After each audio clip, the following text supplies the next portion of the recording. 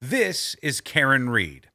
The biggest question right now is she a murderer or has she been caught in a massive conspiracy by local law enforcement? Did she kill her boyfriend, John O'Keefe, a police officer, or is she a victim here? And I'm going to give you the five most interesting pieces of evidence in this case that I've seen so far.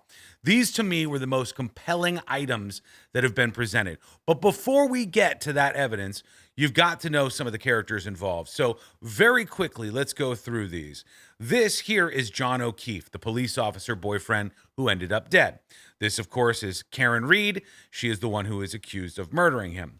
This is the Waterfall Bar and Grill, where they had gathered that night, among other places allegedly that they had been drinking at. And this is where Karen Reed and John O'Keefe met with a bunch of friends right around 11 o'clock or so, about an hour before this place closed down. When they did call last call and close down the Waterfall Bar and Grill, a lot of the friends wanted the party to continue, and they were going to bring it back to this place. This is the house where John O'Keefe was found dead, in the front lawn, or the lawn of the house, covered in snow. And how did he get there is the huge question that everybody is asking. If you believe the prosecution, here's what they say happened. The prosecution says, after leaving the Waterfall Bar and Grill, Karen Reed was driving her SUV. She went to drop John O'Keefe off at this very house right here, and she was angry. And in that state of anger, she very, very rapidly reversed her vehicle, hitting him and striking him and knocking him down. And John O'Keefe, from those injuries and hypothermia, ended up dying in the snow. And from there, Karen Reed drove back home to John O'Keefe's house, where she stayed most of the time, proceeded to text him many times, call him, leave a bunch of very graphic voicemails. Maybe she was blacked out and hadn't remembered what she did. All of these things are possible. But she then came the next morning to discover his body with some friends. If you believe Karen Reed's story, and we'll get into the evidence in just a moment here. If you believe Karen Reed's story, she says that she dropped John O'Keefe off at this home, and that there must have been a fight inside the house, and the officers who work there, along with other law enforcement officials, were involved in a massive cover-up to pin it on her. The first really important piece of evidence, as I see it, is inside that house. Inside that very, very house right there, which is owned by Brian Albert, the police officer who was throwing this party. His sister-in-law, Jennifer McCabe, Googled something. Before anybody knew that John O'Keefe was dead, at 2:27 a.m., hours before Reed would find her boyfriend's body buried in the snow, McCabe searched "how long to die in cold" on her phone. Forensic analysis discovered that McCabe later deleted the search from her phone's history, according to defense attorneys. So obviously, this is a huge piece of evidence. Why is this woman Googling how long does it take somebody to die in the cold? Does she know that he's outside and they put John O'Keefe outside after a fight in the house? The state doesn't do a great job refuting this. The state tried to say that she opened a tab at that time, and it wasn't until well after she was aware that he had died outside and John O'Keefe was no longer with us that she did that search. I don't think that holds up to any real scrutiny. The search is going to initiate at the time you run the search. However, the state says, and you can see this here, however, the Google search it was really hose long because she mistyped it, to die in cold did not occur at 2:27:40 a.m. They say that this occurred on a tab that had been open at that time.